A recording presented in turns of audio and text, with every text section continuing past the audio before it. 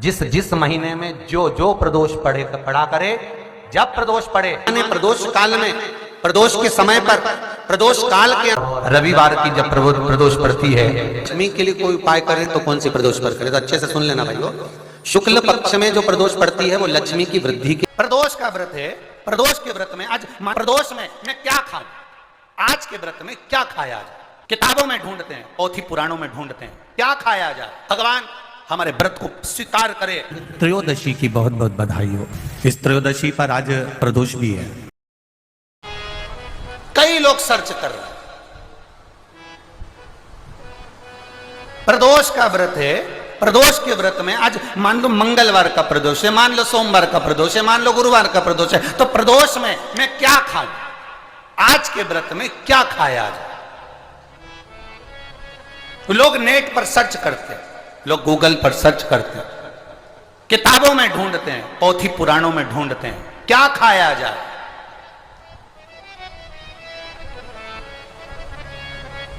हम क्या खाएं जिससे भगवान हमारे व्रत को स्वीकार करे और हमारे व्रत को स्वीकार करे और हमें दर्शन दे? हम क्या खाएं? हमारा तो केवल इतना सा निवेदन है, किसी भोले व्यक्ति का, किसी गरीब व्यक्ति का धन मत खाओ, प्लाट मत खाओ, उसका पैसा मत खाओ। अगर तुमने उसका प्लाट नहीं खाया, उसका पैसा नहीं खाया, उस गरीब व्यक्ति का, उस भोले व्यक्ति को तुमने धोखा देकर कुछ अगर खा लिया तो समझ लो कि भगवान तुम्हें माफ नहीं करेगा। तुम कुछ खाओ चाहे मत खाओ, पर किसी सीधे, किसी भोले और किसी गरीब व्यक्ति का हक मत खाओ, तुम्हें व्रत का फल मिल जाए, तुम्हें व्रत का फल प्राप्त हो जाएगा। हम क्या नया फोन लेने का सोच रहे हैं? संपूर्ण देशवासी त्रयोदशी की बहुत बहुत बधाई हो। ये मेरे महादेव की वो त्रयोदशी है, आज प्रदोष भी है।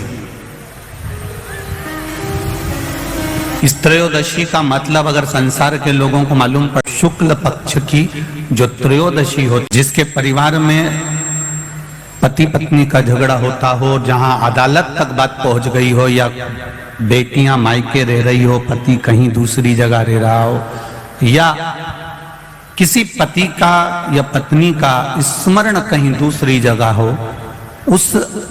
इस अनंग त्रयोदशी का मात्र स्मरण, इस अनंग त्रयोदशी का मात्र पूजन पूरे साल भर में आप शंकर भगवान की आराधना करते, वही दूसरा है।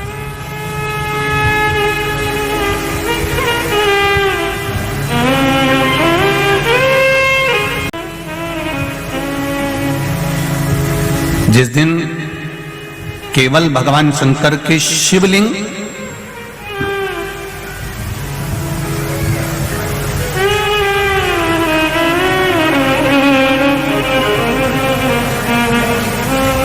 जैसे ये जलाधारी है, माता पार्वती जी का हस्तकमल, ये शिवलिंग रखा हुआ है। ये जलाधारी में से पानी बहने का स्थान, बीच में मोटी सी लाइन जहां अशोक सुंदरी विराज रही है, राइट में गणेश जी, लेफ्ट में कार्तिकेय जी, और गोल जो भाग है वो माता जी का हस्तकमल है। और ये जो शिवलिंग रखा हुआ है, ये शिव का स्वरूप है। जहां पर भगवान शंकर का शिवलिंग रखा हुआ है, उस स्थान पर आज अनंग त्रयोदशी के दिन मात्र जिस पति पत्नी का आपस में बैर चल रहा हो, अदालत में झगड़ा चल रहा हो, विवाद चल रहा हो, आपस में प्रेम समाप्त हो गया हो, एक दूसरे का सम्मान करना भूल गए हो, बात बात में झगड़ा करते हो, जरा जरा सी बात में मन मोटाव हो जाता हो, वो केवल एक कच्चे दूध की मात्र उंगली को भिंगाकर अगर जहां शिवलिंग रखा हुआ है वहां पर केवल कामदेव रति शिव और पार्वती का नाम लेकर मात्र उस कच्चे दूध की मात्र उंगली ही फेर देते हैं, तो उन पति पत्नी का जिंदगी में कभी विवाद नहीं हो सकता और कभी गलत मार्ग पर वो जा नहीं सकते। ये महत्वता 35 साल के हो गए, 30 साल से ऊपर के हो गए, 42 साल के हो गए और जिनका विवाह नहीं हुआ है वो बेलपत्री की मध्य पत्ती पर केवल कच्चा दूध लगाकर ही भगवान शंकर को समर्पित कर देते हैं, विवाह हो जाता है। इतना महत्व पर करें और लक्ष्मी के लिए कोई उपाय करें तो कौन सी प्रदोष पर करें? तो अच्छे से सुन लेना भाइयों, शुक्ल पक्ष में जो प्रदोष पड़ती है वो लक्ष्मी की वृद्धि के लिए होती है। उपाय आपको प्रदोष के बताए जाते हैं, उस हिसाब से आप करो कि शुक्ल पक्ष की प्रदोष है तो लक्ष्मी का कोई उपाय करना है तो हमें शुक्ल पक्ष की प्रदोष पे करना। अगर अब शुक्ल पक्ष की प्रदोष, उसकी प्रदोष का दिन था, बैठा हुआ था,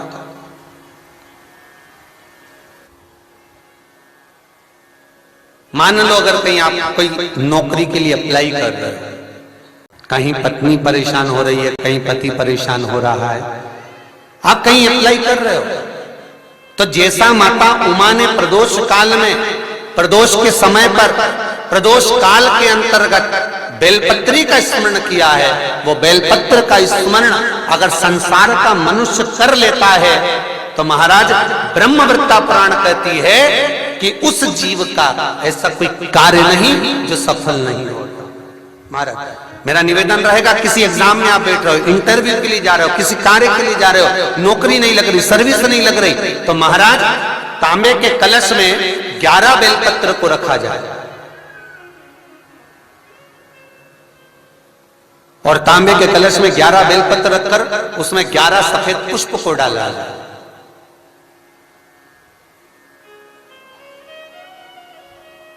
लाल चंदन घिसकर कटोरी में लेकर जाइए। प्रदोष के दिन, शुक्ल पक्ष का जो प्रदोष पड़ जाए उसके दिन शंकर के शिवलिंग पर लाल चंदन लपेटने से पहले शंकर की जो जलाधार,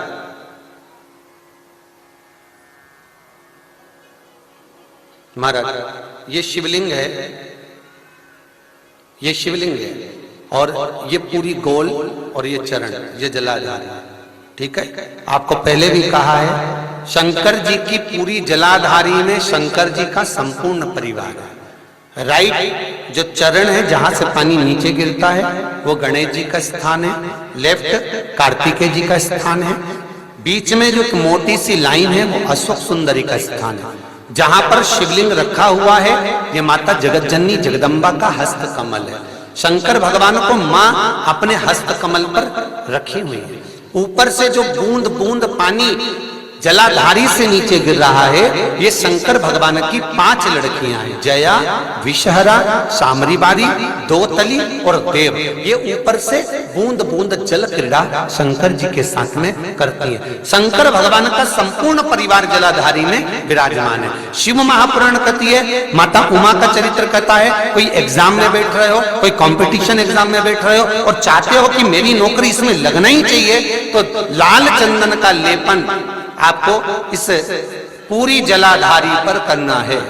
लाल चंदन का लेपन पूरी जलाधारी पर करना। और महाराज जी जिस कलश में आपने घर से 11 बेलपत्र और 11 सफेद पुष्प जल के अंदर डालकर लाए हो, उसको आप चढ़ाएंगे तो इस तरह से चढ़ाएंगे कि उसका भाग हमें दिखे चढ़ते समय। ऐसे नहीं चढ़ाना, उसको चढ़ाते समय इस तरह से चढ़ाएं कि वो जल का भाग हमारी ओर गिरता हुआ। महाराज जब आप वो समर्पित कर दें, बेलपत्र पुष्प आदि सभी चीजें, उस चंदन का एक थोड़ा सा भाग पूरी जलाधारी पर हाथ फेर कर अपने दरवाजे पर आते आते उसका स्पर्श कर दें। जिस दरवाजे से आप एग्जाम देने के लिए जाओगे, जिस घर से आप जाओगे, अपने घर के किसी भी दरवाजे पर उसका हाथ लगा दें या कोई स्थान को छू लें। जिसको आप दरवाजे को खोलकर, दरवाजे को स्पर्श कर कर या दीवार को छूकर या अलमारी को छूकर, जिसको भी छूकर आप जाओगे उसका स्पर्श कर लेना। फिर आपको कुछ नहीं करना है, उमा और महेश ही सब कुछ करेंगे जो उनको करना है, सब साथ। अब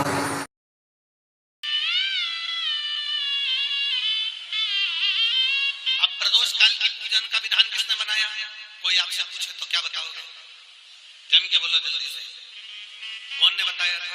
अगस्त ऋषि। सबसे पुराण की कथा वर्णन कर रही है। श्रेष्ठ बुद्धि को भी अगर हमको चाहिए तो हमें शिव की आराधना करना।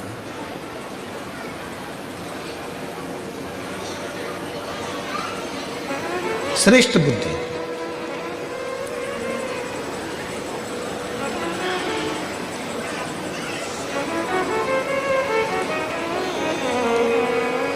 कोई कोई बच्चे ऐसे रहते हैं जो जन्म लेने का विकास नहीं होता।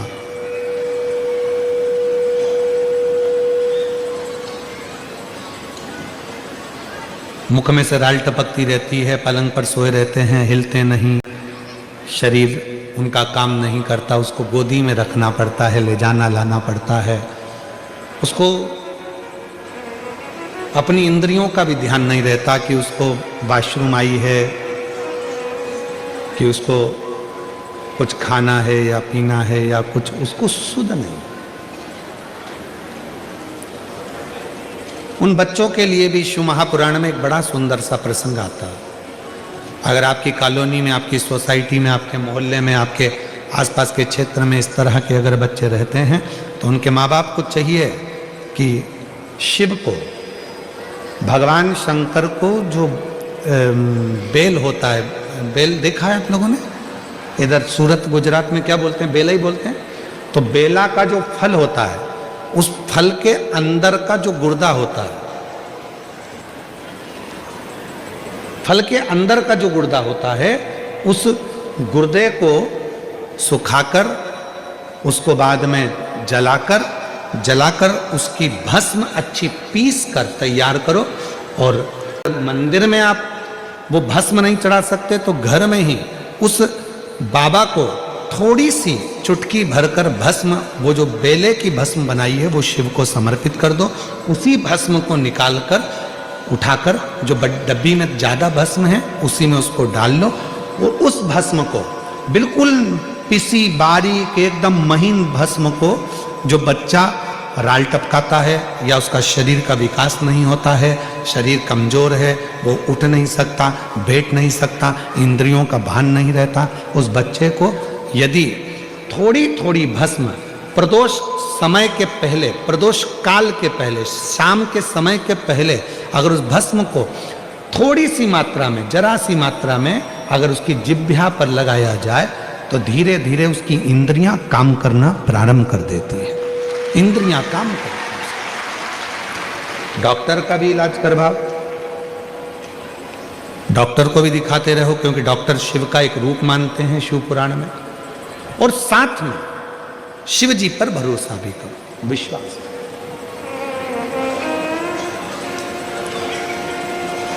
तो पार्वती जी ने जिस उपटन से भगवान शंकर के सम्मुख में जो पुतला तैयार करा था, वो शंकर भगवान के सामने प्रस्तुत किया।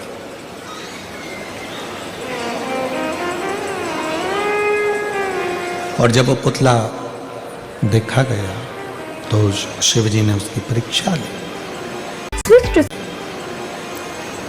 भगवान शंकर ने 3 परीक्षा विनायक की ली है, 3 परीक्षा। और आप सबके सम्मुख में है कि लोग कहते हैं भगवान शंकर ने उनके ही पुत्र का शीश काट दिया, उनके ही बेटे का सिर काट दिया, उनके ही बेटे का सिर काट दिया। सिर काटा नहीं है, भगवान शंकर ने जो मस्तिष्क था, जो बुद्धि थी, जो विवेक था, वो श्रेष्ठ नहीं है। इसलिए शिव जी ने उनको शीश काटना मतलब बुद्धि को हटा देना। जो गलत बुद्धि है, गलत विचार है, गलत सोच है, गलत दृष्टि है, उसको हटाकर श्रेष्ठ बुद्धि का निर्माण कर देना और बुद्धि के देवता भगवान श्री गणेश जी को प्रकट कर देना। ये मेरे शंकर भगवान ने कहा, ये मेरे शिव जी ने कहा, ये मेरे ओघड़दानी, मेरे भगवान देवाधिदेव महादेव भगवान शंकर ने किया, ये शिव ने किया। अच्छा, हनुमान चालीसा में एक लाइन आती है, आप लोग पढ़ते होंगे, अष्ट सिद्धि, बोलते जाओ, अष्ट सिद्धि नवनिधि के असबर दीन जानकी, राम रसायन तुमरे पासा सदा रहो रघुपति के। एक लाइन आई है, अष्ट सिद्धि नवनिधि के दाता। मतलब हनुमान जी महाराज को ये लाइन क्यों लिखी तुलसी मामा ने? लिखने का केवल एक कारण था, क्योंकि शंकर भगवान के अंश अवतार श्री हनुमान जी महाराज हैं और शंकर भगवान अष्ट सिद्धि नवनिधि सर्वबुद्धि के देने वाले हैं। जो अपने बेटे को भी बुद्धि दे देते हैं, वो संसार के हर जीव को कहीं ना कहीं बुद्धि प्रदान कर सकते हैं। अष्ट सिद्धि नवनिधि के दाता असबर दीन जानकी माता, राम रसायन तुमरे पास सदा रहूं रघुपति के तुमरे भजन राम को पावे जन्म जन्म के दुख बिसरावे। अष्ट सिद्धि नवनिधि के दाता श्री शिव जी, भगवान शंकर, और वही भगवान शंकर, वही मेरे उघड़दानी, वही मेरे शिव जी। पार्वती मैया ने देखा कि मेरे बेटे का सिर कट गया, जिसको मैंने तैयार करा था वो बेटे का सिर कट चुका है और ये बेटा है ही नहीं। अब मेरे बेटे का मस्तक कहां से आएगा, कौन लाएगा? शंकर भगवान के सामने पार्वती मैया हाथ जोड़कर बोली, आपने मेरे बेटे का सिर काटा है तो आप ही जोड़ोगे। और यही तो माता पार्वती जी सारे जगत को बताना चाहती हैं कि तुम्ही ने दर्द दिया है, तुम्ही दवा दो।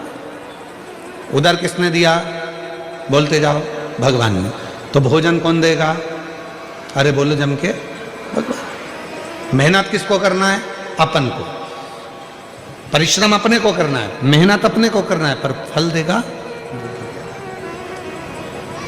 और इसका एक प्रसंग है, ये बक्सा चल रहा है, इसका एक प्रसंग है और बड़ा सुंदर सा एक प्रसंग आता है। एक मलुक नाम का एक लड़का था, उसका दोस्त शिव जी का बड़ा भगत था। शंकर भगवान के मंदिर में वो रोज जाता, रोज जल चढ़ाता, शिव जी की आराधना करता, साधना करता, भजन करता, और ये दिन रात उस पर कटाक्ष करता। नमस्कार दोस्तों, श्री शिवाय नमस्तुभ्यम। आज हम बात करेंगे शुक्ल पक्ष की प्रदोष तिथि के महत्व के बारे में। और जो उपाय आपको समझ में नहीं आया है आप मुझसे कमेंट बॉक्स में पूछ सकते हैं, मैं उस उपाय को डिटेल में आपको समझा सकती हूँ। अब जानते हैं कि आखिर प्रदोष क्या होता है, इसका महत्व क्या है और प्रदोष काल का सही समय क्या है, जो कि लोग बहुत प्रश्न करते हैं कि प्रदोष काल का समय क्या होता है, प्रदोष काल कब होता है। सबसे पहले जानते हैं कि प्रदोष क्या है। हिंदू पंचांग के अनुसार हर महीने की त्रयोदशी तिथि को प्रदोष व्रत रखा जाता है। यह व्रत भगवान शिव को समर्पित होता है। महीने में 2 बार प्रदोष आता है, एक बार आता है कृष्ण पक्ष में, एक बार आता है शुक्ल पक्ष में। तो अभी चल रहा है जो आज हम विशेष रूप से शुक्ल पक्षी प्रदोष के बारे में बात कर रहे हैं। शुक्ल पक्ष वह समय होता है जब चंद्रमा बढ़ता है, अर्थात रोशनी और सकारात्मकता ऊर्जा में वृद्धि होती है। इसलिए शुक्ल पक्ष की प्रदोष को वृद्धि, उन्नति, समृद्धि देने वाली तिथि माना जाता है। धार्मिक मान्यता के अनुसार इस दिन संध्या समय भगवान शिव और माता पार्वती कैलाश पर्वत पर प्रसन्न मुद्रा में भक्तों को आशीर्वाद देते हैं। ये उनके मिलन का दिन होता है। जो भी व्यक्ति वो इस दिन वो भ्रमण भी करते हैं प्रदोष के समय। जो व्यक्ति इस समय सच्चे मन से पूजा करता है उसकी मनोकामनाएं जरूर पूर्ण होती है। प्रदोष व्रत कैसे करते हैं? प्रदोष व्रत करने से क्या होता है? आर्थिक समस्या दूर होती है, नौकरी और व्यापार में प्रगति मिलती है, कर्ज से मुक्ति मिलती है, दाम्पत्य जीवन में सुख बढ़ता है और मानसिक शांति प्राप्त होती है। आज के मनुष्य जीवन के लिए सबसे ज़्यादा इम्पोर्टेंट है हमको हमारे मन की शांति, मानसिक शांति। यदि वो अच्छी होती है तो सब कुछ ठीक होता है। प्रदोष काल का समय क्या होता है? सबसे महत्वपूर्ण प्रश्न, प्रदोष काल का समय क्या होता है? प्रदोष काल सूर्यास्त से लगभग 1 घंटा पहले से लेकर सूर्यास्त के लगभग 1 घंटा बाद तक माना जाता है। सरल शब्दों में कहते हो सूर्यास्त के आसपास का लगभग 2.5 घंटे समय प्रदोष कहलाता है, जो कि अभी के टाइम में, पर ठंड में यहाँ जल्दी हो जाता है। हालांकि सटीक समय हर शहर में सूर्यास्त के अनुसार होता है, अलग अलग होता है, इसलिए पूजा से पहले अपने स्थान का सूर्यास्त समय अवश्य देख लें। इस दिन व्रत रखें या कम से कम सात्विक भोजन करें। संध्या समय भगवान शिव का अभिषेक करें। आप चाहे तो पार्थिव शिवलिंग की पूजा बनाकर तुरंत उसको आप वहाँ पे उसका मतलब हम लोग जब पार्थिव शिवलिंग बनाते हैं उसका विसर्जन भी तुरंत कर देना चाहिए, क्योंकि सिर्फ शिवरात्रि की रात्रि ही हम पार्थिव शिवलिंग रात भर रख सकते हैं, बाकी समय पर नहीं। बेलपत्र, धतूरा, आँख के फूल और जल अर्पित करें। ओम नमः शिवाय मंत्र श्री शिवाय नमस्तुभ्यम का जाप करें। पंचाक्षर मंत्र, षडाक्षर मंत्र ओम नमः शिवाय यहाँ आप जाप कर सकते हैं और रुद्राष्टक का पाठ कर सकते हैं।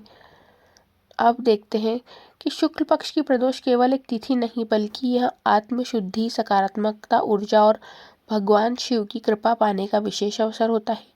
अगर सच्चे मन से इस दिन पूजा की जाए तो जीवन में रुकावटें दूर होकर उन्नति के मार्ग खुलते हैं। अगर आपको यह जानकारी पसंद आई है तो मेरी वीडियो को लाइक कीजिए, चैनल को सब्सक्राइब कीजिए, कमेंट बॉक्स में हर हर महादेव, श्री शिवाय नमस्तुभ्यम में जय श्री महाकाल लिखना ना भूलें।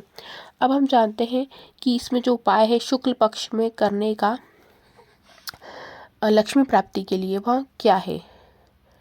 तो लक्ष्मी प्राप्ति और नौकरी प्रगति के लिए शुक्ल पक्ष के प्रदोष के दिन एक कलश में 11 तांबे का कलश लें, उसमें जल भरें, उसमें 11 बेलपत्र लें, 11 सफ़ेद पुष्प लें और लाल चंदन, यदि लकड़ी हो तो घीस के ले जाए, नहीं तो बाजार में मिलता है लाल चंदन दानेदार वाला या गीला, अब वो लेकर आए और लाल चंदन ही लाए, कंकु नहीं।